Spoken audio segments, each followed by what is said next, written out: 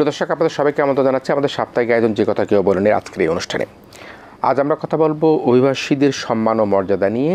আপনারা জানেন যে আন্তর্জাতিক অভিবাসী দিবস ইতিমধ্যেই পালিত হয়েছে এবং সে অভিবাসী দিবসকে সামনে রেখেই আমাদের নানা কর্মপরিকল্পনার অংশ হিসাবে আমরা আজ যে আয়োজন করছি সেটি হচ্ছে অভিবাসীদের সম্মান ও মর্যাদা নিয়ে আমরা কথা বলবো। এ বিষয়ে কথা বলবো জন্য আমাদের সাথে স্টুডিওতে অতিথি হিসেবে রয়েছেন সিমস প্রকল্প হেলভিটাসের সম্মানিত প্রকল্প পরিচালক মোহাম্মদ আবুল বাশার রয়েছেন আমাদের সাথে। একই সাথে আরেকজন অতিথি রয়েছেন আন্তর্জাতিক অভিবাসন সংস্থা IOM এর পরামর্শক এবং বিশিষ্ট বিতার্কিক ডক্টর SM মোর্শেদ রয়েছেন, তিনি আমাদের সাথে। আমরা আমাদের আজকের আয়োজনের দুই অতিথিকে আমরা স্বাগত জানাই। প্রিয় দর্শক, আমরা আগে জানিয়েছি আমরা কথা বলবো আমাদের আজকের আয়োজনে অভিবাসীদের সম্মান ও মর্যাদা নিয়ে।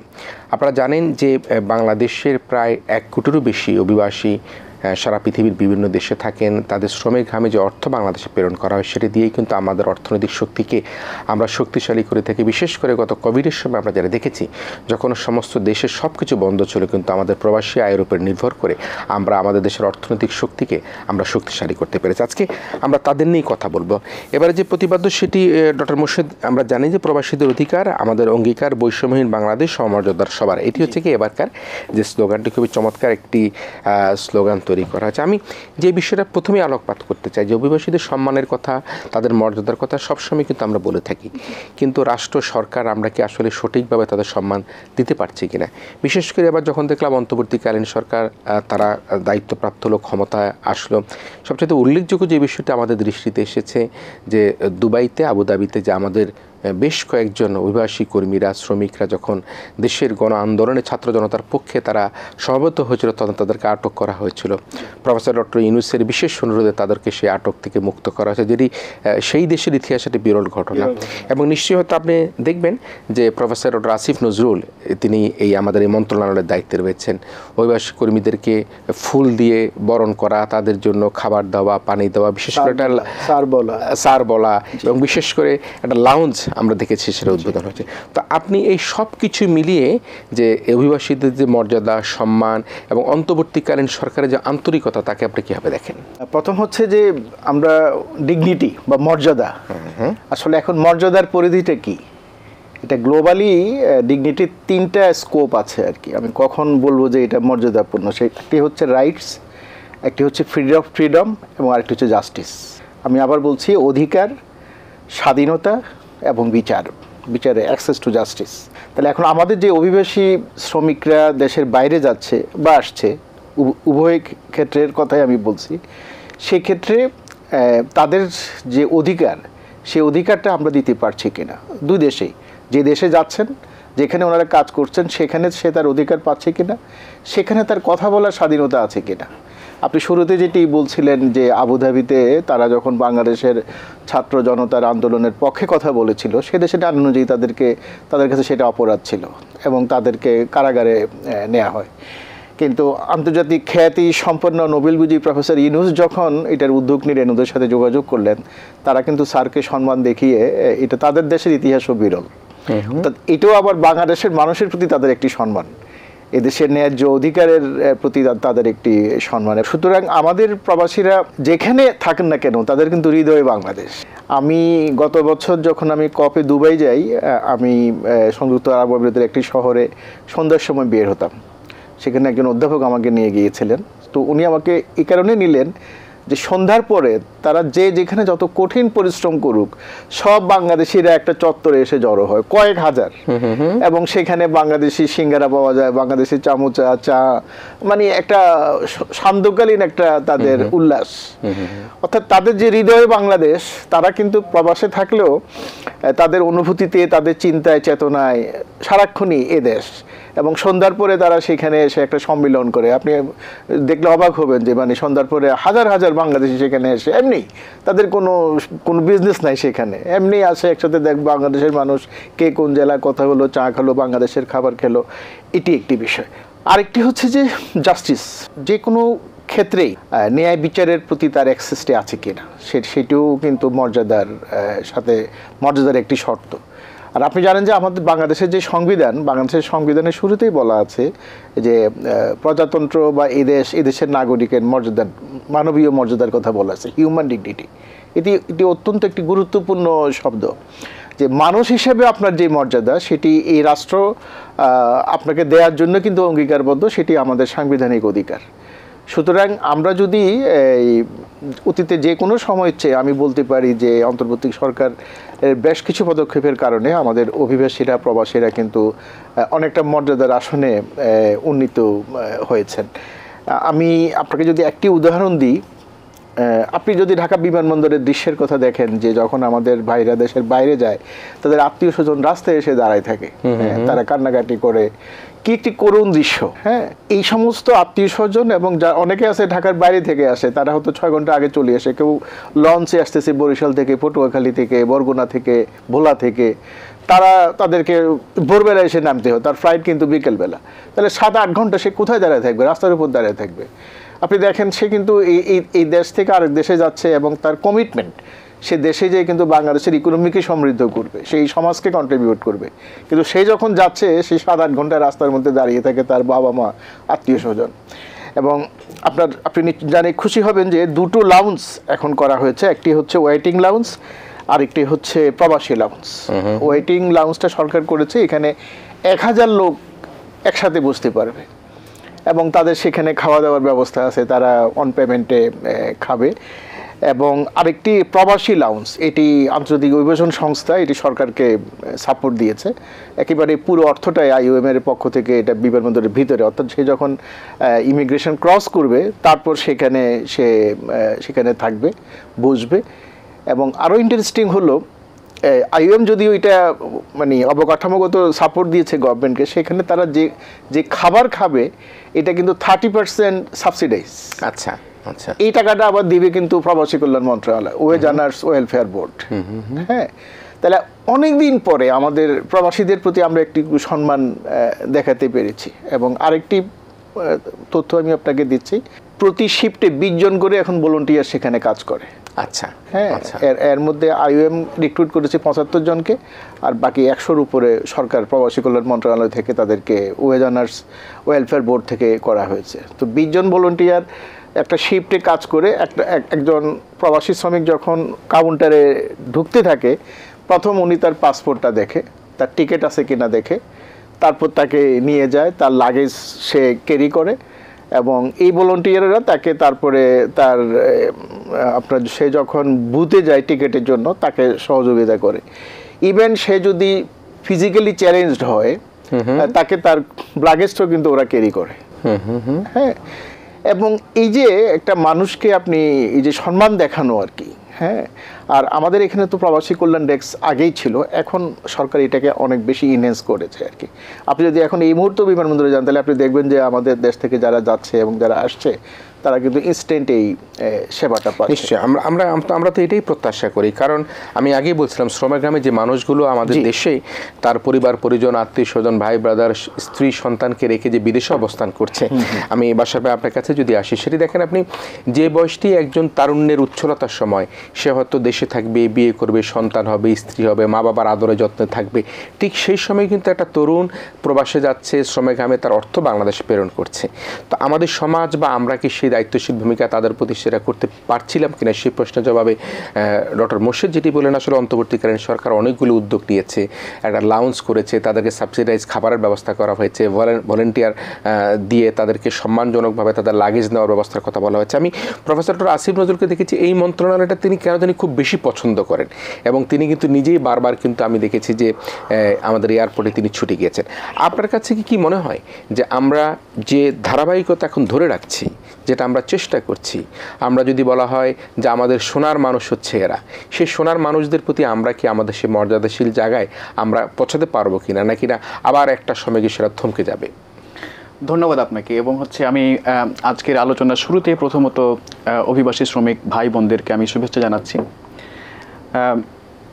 যদি প্রশ্ন করেন যে আমরা পারবো কিনা, নিশ্চিতভাবে আমি আশাবাদী মানুষ হিসেবে মনে করি যে অভিবাসী শ্রমিকদের জন্য যে মর্যাদার কথা আমরা সবসময় বলি আলোচনা সভায়, সেমিনারে, বিভিন্ন সরকারি মিটিংগুলোতে, সেটা নিশ্চিতভাবে আমরা করতে পারবো। এখন আমরা যে করতে পারবো সেটা কিভাবে চিন্তা করছি। কতগুলো উদ্যোগ ইতিমধ্যেই অন্তর্বর্তীকালীন সরকার নিয়েছে, যেটা মোর্শেদ ভাই বলছিলেন। নাগরিক সমাজের দিক থেকে, কতগুলো সেবা প্রতিষ্ঠানের দিক থেকেও আমরা এরকম অনেকগুলো ভালো ভালো উদ্যোগের কথা আমরা শুনে থাকি এবং আমরা কিছুটা দৃশ্যমানও দেখি। ফলে এগুলো আমাদেরকে এক ধরনের আশাবাদ তৈরি করতে সহযোগিতা করে। এটা প্রাথমিকভাবে আমার দৃষ্টিভঙ্গি। এখন আমরা যে মানবিক মর্যাদার কথা বলছি, শ্রমিকদের, অভিবাসী শ্রমিকদের মানসম্মানের কথা বলছি, এটা স্বরূপটা আসলে কি? মর্যাদা কোথায় দেখা যায়, কীরকম দেখতে জিনিসটা? তাহলে মানুষের মর্যাদা বোঝা যায় পরিবারে, সমাজে এবং রাষ্ট্রে সে কীভাবে উপস্থিত হচ্ছে, তাকে অন্য মানুষ কীভাবে তাকে মর্যাদা দিচ্ছে বা দিচ্ছে না, সেই অনুভূতিটা আমরা অনেক সময় দেখি। তাহলে আমরা যদি পরিবারের দিকে তাকাই, মানুষ সাধারণত অভিবাসনে যায় অনেকগুলো কারণে। এটা বিশেষ কোনো একটি কারণ দিয়ে ব্যাখ্যা করা যাবে না। অনেকগুলো মানুষ, এক একজন মানুষ এক এক কারণে বিদেশে যায়, এবং এই মানুষগুলোকে আমরা একটা যদি বিশেষ বর্গ হিসেবে চিন্তা করি তাহলে একরকম, আর যদি আমরা সমাজের অংশ হিসেবে চিন্তা করি তাহলে আরেক রকম। তো সমাজের অংশ হিসেবে আমি ধরে নিতে পছন্দ করি অভিবাসী শ্রমিকদের। তারা কাজের সুবাদে হয়তো দেশ ছেড়ে, গ্রাম ছেড়ে, মাটি ছেড়ে, মা ছেড়ে একটু দেশের বাইরে থাকেন। এই মানুষগুলো যখন পরিবারে থাকেন এবং পরিবার থেকে যখন চলে যান এবং আবার যখন ফিরে আসেন, এই সময়কালে তাদের মর্যাদার ধরনটা কেমন থাকে সেটা আমাদের বিবেচ্য বিষয়। আমরা বেশিরভাগ ক্ষেত্রে দেখি যে মানুষগুলো সফল হয়, কোট আনকোট বলছি, সফল মানে যে উদ্দেশ্য নিয়ে তিনি বিদেশে যান বা ফিরে আসেন, যদি তার উদ্দেশ্যটা সফল হয় আর্থিক কিংবা সামাজিক মর্যাদার জায়গায়, তাহলে আমরা তাকে সফল বলি। এবং এই মানুষগুলোকে আমরা বেশিরভাগ সময় দেখি যে সফল মানুষদের মর্যাদাটা সমাজে প্রতিষ্ঠিত, কারণ তাকে দেখে মানুষ শিখতে চায়, তাকে দেখে মানুষ তার মতো হতে চায়। এই জায়গাতে আমরা কখনো কখনো দেখি ব্যবস্থাগত কারণে কোনো ক্ষেত্রে মানুষ ফেল করে, অভিবাসন ব্যবস্থাগত কারণে। তো যখন উনি ফেল করেন তখন তার সমাজে টিকে থাকাটা একটু কষ্টকর হয়ে যায়। দ্বিতীয় হলো রাষ্ট্রের একজন অভিবাসী শ্রমিকের মর্যাদাটা কেমন অবস্থা আমরা দেখতে পাই।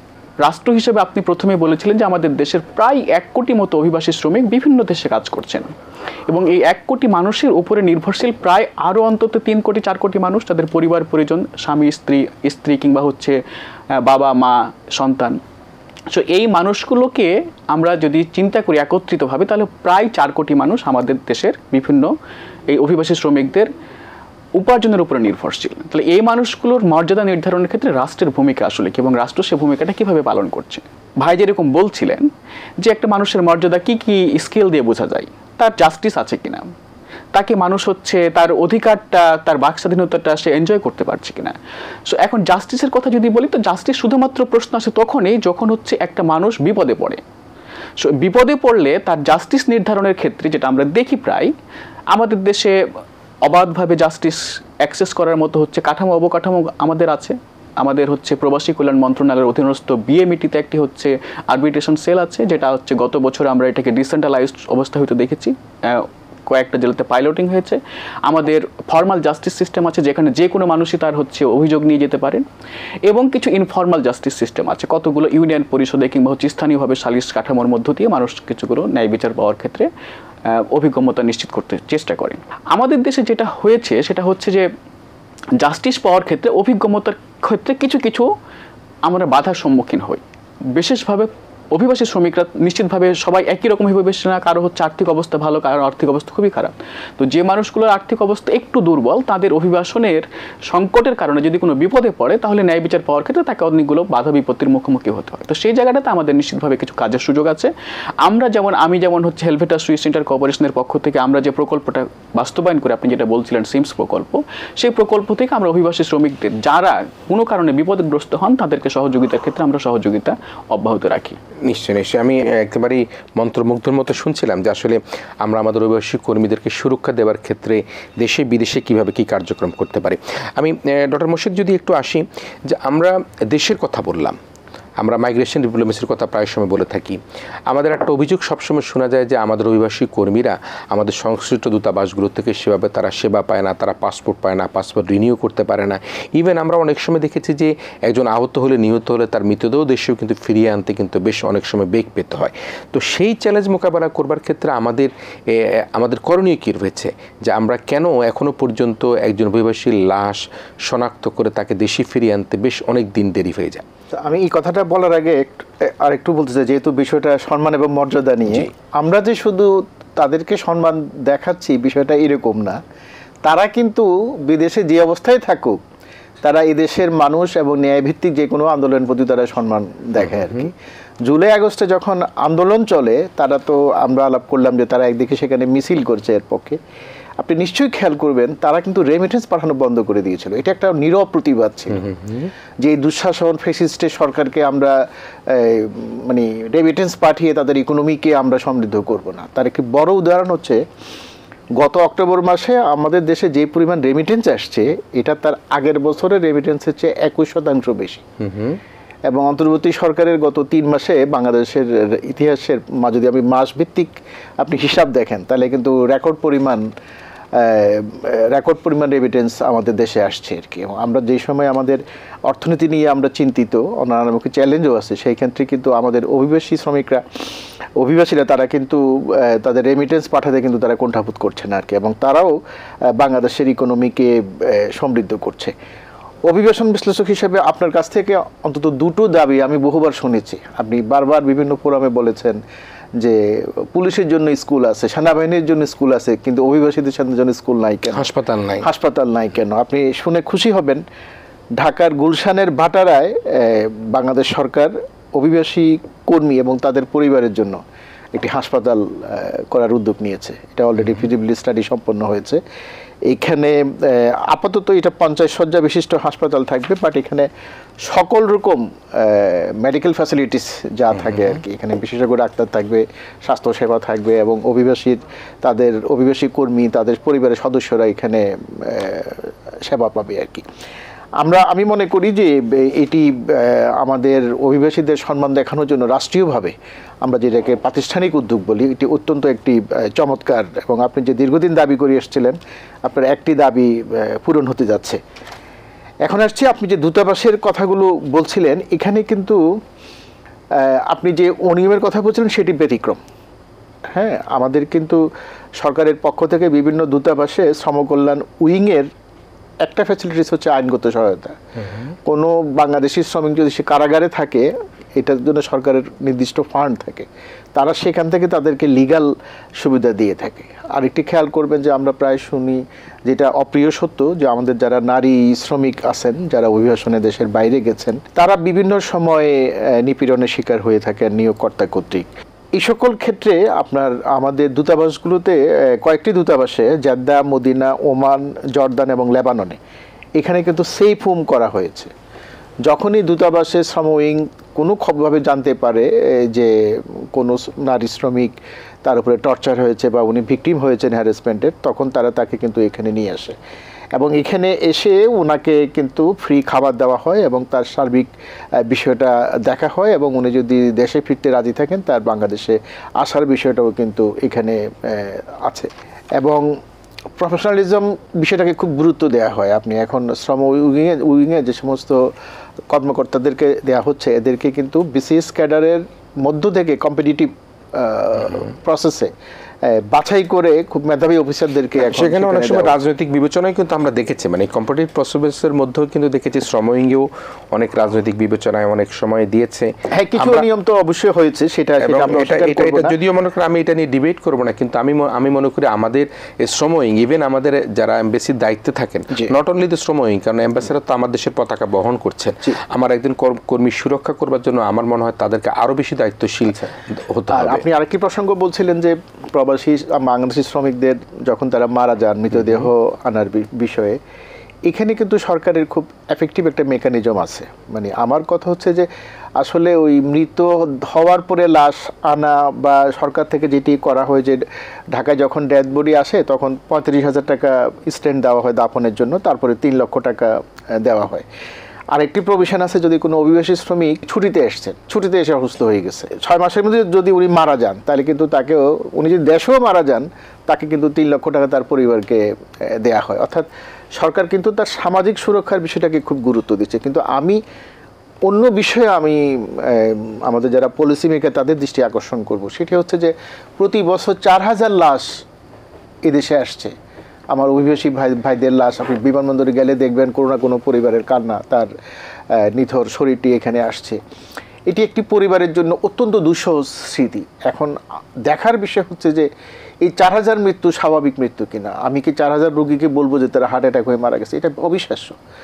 তার কারণ হচ্ছে যে তারা যেখানে কাজ করছে সেখানে ওয়ার্কপ্লেস সেফটি বা আমরা শোভন কাজ বলতে যেটি, সেই শোভন কাজটা এনশিওর করতে পারে নাই। আরেকটি হচ্ছে যে সে যখন তার যে মাইগ্রেশন কস্ট নিয়ে সেখানে যাচ্ছে এবং সে যখন আন্ডার এমপ্লয়মেন্ট হচ্ছে, সে কম টাকা বেতন পাচ্ছে, সে তখন হিসাব করে যে আমার মাইগ্রেশন কস্ট ছিল এত লক্ষ টাকা, আমি এই টাকা ইনকাম করতে এই বেতনে আমার 15 বছর লাগবে, অথচ তার পরিবার আশা করতে তখন সে তো বেশি পরিশ্রম করে বা এখানে তার মানে তার এই যে মানসিক যন্ত্রণা, এই যন্ত্রণা থেকে একদিকে তার মেন্টাল প্রেশার, স্ট্রেস, সে ঘুমাইতে পারে না, কঠোর পরিশ্রম করে, আর এদিকে এই যে লোন নিয়ে যাওয়ার, এবং সবচেয়ে বড় বিষয়টা হচ্ছে যে আমি যদি safe migration, orderly migration ensure করতে না পারি তাহলে কিন্তু এই সমস্যাগুলো থেকেই যাবে। এবং মর্যাদা দিতে হলে সবচেয়ে বড় যেখানে দেখতে হবে সেটি হচ্ছে ডিগনিফাইড মাইগ্রেশনের জন্য আমাকে অবশ্যই সেটি নিয়মতান্ত্রিক অভিবাসনের দিকে যেতে হবে, নিরাপদ অভিবাসন নিশ্চিত করতে হবে, না হলে কিন্তু এই উপসর্গগুলো থেকে যাবে। বাট আমার ফোকাসটা হচ্ছে যে এত মৃত্যুকে স্বাভাবিকভাবে দেখার কোনো সুযোগ নাই, যে বা এত বছর বয়স হলে তো এমনি মারা যায়। অবশ্যই এটা নিয়ে আমাদের একটা প্রতিবেদন গবেষণা করা দরকার যে জি আমাদের কেন এত মানুষ মারা যাচ্ছে, তার কি শোভন কর্ম পরিবেশের কারণে মারা যাচ্ছে। যেমন অনেক সময় বলা হয় যেখানে ফুড হ্যাবিট, সেখানে গিয়ে রিচ ফুড খায়, হার্ট অ্যাটাক হয়, যদি তথাকথিত কথাগুলো বলা হয়। আমরা মনে করি এই বিষয়ে কিন্তু বিশদ আমাদের আলোচনা দরকার, এটা অনুসন্ধান করা খুবই জরুরি। ডক্টর মোর্শেদ যেটা বলছিলেন যে নানা ক্ষেত্রে তাদেরকে সুরক্ষা দিতে ফান্ডের কথা বলা হচ্ছে, 3 লক্ষ টাকা, 35,000 টাকা, ঢাকায় এসে 6 মাস ও যদি সে অসুস্থ থাকে তাও 3 লক্ষ টাকা পায়। কিন্তু মারা গেলে ঢাকায় 6 মাস থাকলেও যদি সে অবস্থায় তিনি মারা যান অসুস্থ হয়ে, তাও কিন্তু সে 3 লক্ষ টাকার একই সুবিধা তিনি পেয়ে থাকেন। আমাদের যে প্রবাসী কল্যাণ মন্ত্রণালয়, সেই মন্ত্রণালয়ে কিন্তু একটা কল্যাণ ফান্ড আছে, সেখানে হিউজ একটা অর্থ কিন্তু সেখানে জমা আছে। তো আমরা সেই অর্থের কিন্তু সঠিক ব্যবহার কিন্তু আমি করতে পারছি কিনা সেটি বিগত সরকারের আমলে আমরা দেখতে পাইনি। এই সরকার নিশ্চয়ই সে খতিয়ান দিবেন। কিন্তু আমরা আমাদের যে এই কর্মীরা যারা বিদেশ থেকে কাজ করে দেশে এসে ফিরছে, তাদের ক্ষেত্রে রিইন্টিগ্রেশন যে প্রসেসটা, সেই প্রসেসে কিন্তু আমরা ইনভলভ করতে পারছি না।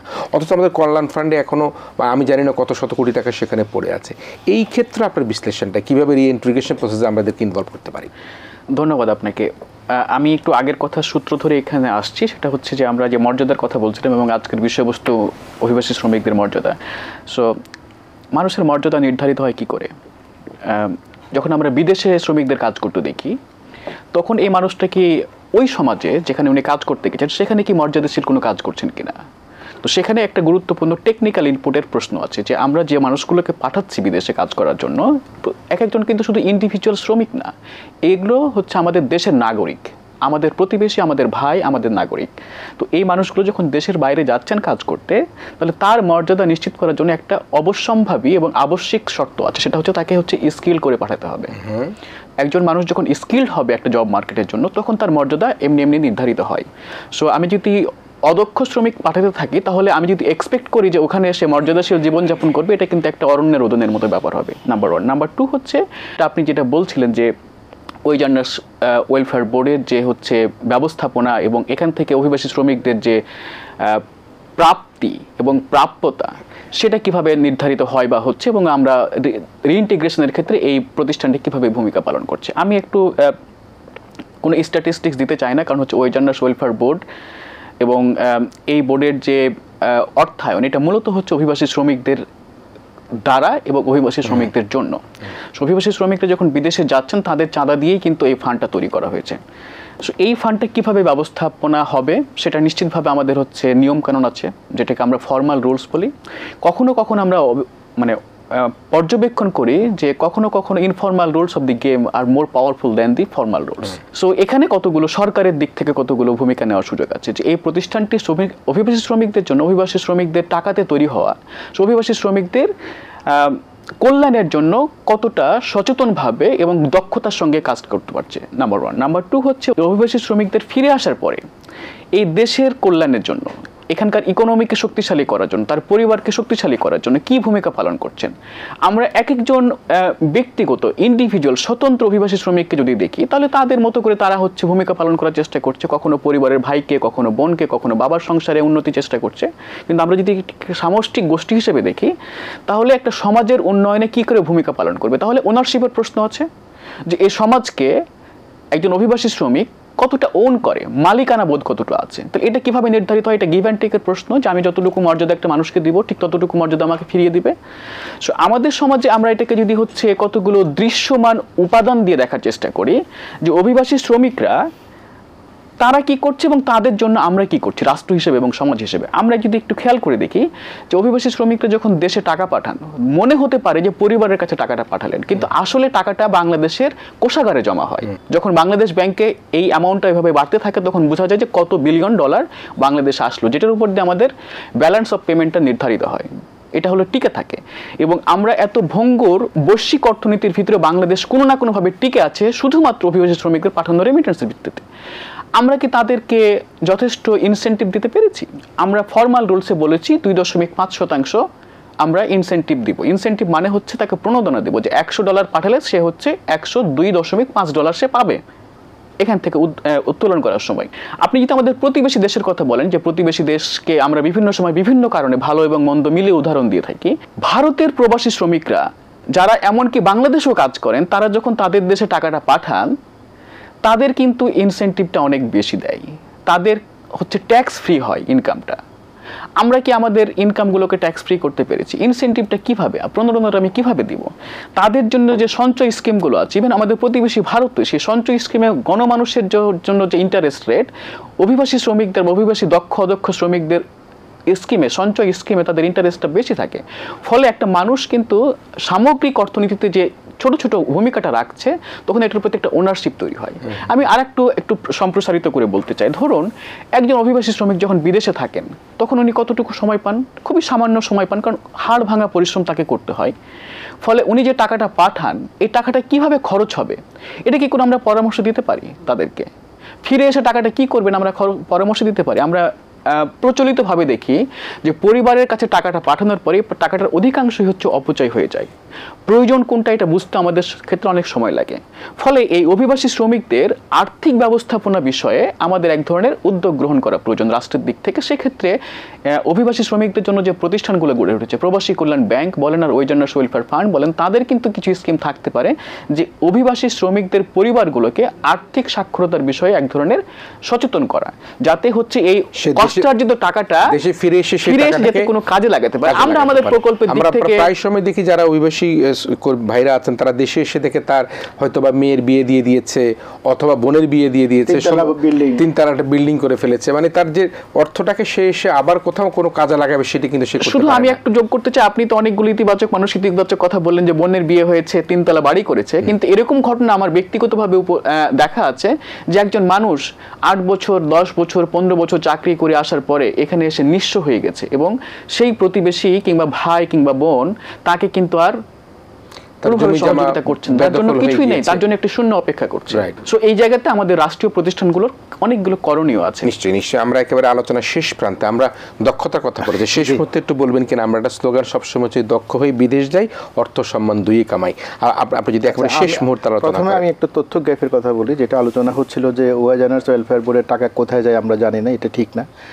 ওয়েজার্নার্স ওয়েলফেয়ার বোর্ড এক অর্থ বছরে কোন খাতে কত টাকা খরচ করে তারা এভরিথিং ইট ইজ আপলোডেড। কোথায় যায় সেটা নয়, কথা হচ্ছে ওয়েজার্নার্স ওয়েলফেয়ার টাকার ম্যানেজমেন্টটা আমরা আসলে ওদের অনেক টাকা, সেই টাকা না পুরো সবকিছুই কিন্তু ওদের ওয়েবসাইটে তারা আপলোড করে, এটা পাবলিকের জন্য অ্যাক্সেস আছে আর কি এখানে, নাম্বার 1। নাম্বার 2 হচ্ছে এই যে রিইন্টিগ্রেশন, যেটা এটা অত্যন্ত গুরুত্বপূর্ণ। ধরেন আপনি একজন লোক বিদেশে দীর্ঘ 25 বছর শিক্ষকতা করেছে অথবা হাসপাতালে সে নার্স ছিল, সে এখন দেশে ফিরছে, আমি যদি তাকে আমার কমিউনিটি ক্লিনিকে তাকে এঙ্গেজ করতে পারি, এটাও কিন্তু তার প্রতি একটা সম্মান। কারণ একটা লোক যখন 30 বছর খেজুর গাছের পরিচর্যা করে, সে কিন্তু খেজুর গাছ বিশেষজ্ঞ হয়ে গেছে। এখন সেই লোকটাই কিন্তু জামালপুরে এসে বা মৌলভীবাজারে এসে এখন আবার মাল্টা চাষ শুরু করছে। কারণ ওই যে তার দক্ষতা, উৎকর্ষতা, এই জ্ঞানটুকু যদি আমরা তাকে লোকালি কাজে লাগাতে পারি, এটাও কিন্তু একরকম বড় ইনভেস্টমেন্ট এবং এটাও একটা সম্মান। তৃতীয় হচ্ছে যে রিইন্টিগ্রেশনের কথা আপনি যেটা বলছেন, বর্তমানে 30টা জেলাতে ওয়ার্ল্ড ব্যাংকের ঋণ সহায়তায় রেইজ নামে একটা প্রকল্প চলতেছে আর কি। এই প্রকল্পের কাজই হচ্ছে যে লোকগুলো দেশে ফিরে আসে ওদেরকে আবার ওদের আত্মকর্মসংস্থান করা, তাদেরকে নগদ প্রণোদনা দেওয়া। আমি একটা উদাহরণ দিই, যেমন ধরেন একজন লোক দেশে ফিরে আসছে, ভাবলাম যে উনি আর্থিক অবস্থা এখন আর ভালো না, উনি যা টাকা ইনকাম করছিল সব ওই যে বোনের বিয়ে, বাড়ি নির্মাণ এগুলোতে খরচ করে ফেলছে আর কি। এখন উনি হয়তো সেখানে ফিশারিজ ফার্মে চাকরি করতো সেই দেশে। এখন ওনাকে এই প্রকল্পের অধীনে জিজ্ঞেস করা হয় যে আমরা আপনাকে সাপোর্ট দিতে চাই, আপনি কোন এরিয়াতে আপনার এক্সপার্টাইজ আছে, তখন যদি বলে যে আমি ফিশারিজ করবো, তখন তাকে কিন্তু পুরো মানে একটা স্মল স্কেল ইনভেস্টমেন্টের জন্য, এন্টারপ্রেনারশিপ হওয়ার জন্য গভর্নমেন্ট থেকে এই প্রজেক্ট থেকে টাকা দেওয়া হয়। আর যদি সে আনস্কিল হয়ে থাকে, তাকে কিন্তু গভর্নমেন্টের বিভিন্ন ডিপার্টমেন্টের যে প্রশিক্ষণ ইনস্টিটিউটগুলো সেখানে লিঙ্কেজ করে দেওয়া হয়, এবং যতদিন যেই কয় মাস উনি প্রশিক্ষণ করবেন সেই প্রশিক্ষণকালীন কিন্তু ওনাকে ভাতা দেওয়া হয় এখন, এবং তাকে টেকনিক্যাল ট্রেনিং দেওয়া হয় আর কি। তা আমি কথাগুলো এই কারণে বলছি যে এই তথ্যটাও হয়তো অনেক অভিবাসী যারা ফেরত আসছেন তারা জানেন না। 30টা জেলাতে কিন্তু সরকারের ওয়েলফেয়ার সেন্টার আছে। যে কোনো অভিবাসী শ্রমিক যে কোনো সময় সে তার ওয়েলফেয়ার সেন্টার গেলে ওয়েলফেয়ার সেন্টার তাকে একটা লিঙ্কেজ করে দিবে, মানে কোনো না কোনো থেকে একটা ওয়ে আউট করে দিবে। জি জি, আমরা একেবারে শেষ করে ফেলতে চাচ্ছি যে আমি আলোচনা আর বেশি করতে পারলাম না। মোহাম্মদ আবুল বাশার, আপনাকে ধন্যবাদ জানাচ্ছি। ডক্টর এস এম মোর্শেদ, আপনাকে ধন্যবাদ জানাচ্ছি। প্রিয় দর্শক, আমরা শুনছিলাম যে অভিবাসীদের সম্মান এবং মর্যাদার কথাটা। আসলে অভিবাসীদের সম্মান এবং মর্যাদার কথাটা এখন আর মুখে মুখে বললে হবে না, আমাদেরকে তাদেরকে সম্মান ও মর্যাদার জায়গাটার জন্য আমাদের সকলকে প্রস্তুত থাকতে হবে। আজকে বাংলাদেশে যারা বিত্তশালীরা, অর্থশালীরা, যারা ঋণ খেলাপি, যারা কর খেলাপি, তারাই কিন্তু অর্থ পাচার করে থাকেন। আর অথচ আমার শ্রমিক গ্রামে যে মানুষটি বিদেশে থেকে তার পরিবার পরিজনের পাশে না থেকে আমার দেশের জন্য অর্থ প্রেরণ করে থাকেন, তাকে কিন্তু আমরা মর্যাদার আসনে বসাতে পারছি না। সে কারণের জন্য আমরা বলে থাকি যে আমাদের অভিবাসী কর্মীরাই আমাদের সোনার মানুষ। সেই সোনার মানুষদেরকে আমরা মর্যাদাপূর্ণ জীবনে, আমরা উৎকর্ষ জীবনে আমরা কিভাবে তাদেরকে ত্বরান্বিত করতে পারি, সেই পদক্ষেপ অন্তর্বর্তীকালীন সরকার এবং পরবর্তী সেই সরকার আসবে, সে সরকার তাদের বিভিন্ন কার্যক্রমে গ্রহণ করবেন, আশাবাদ ব্যক্ত করে আমাদের আজকে যে আয়োজন, যে কথা কেউ বলেন, এখানে শেষ করছি। প্রিয় দর্শক, আপনারা ভালো থাকবেন, সবাই মিলে ভীষণ ভালো থাকবেন।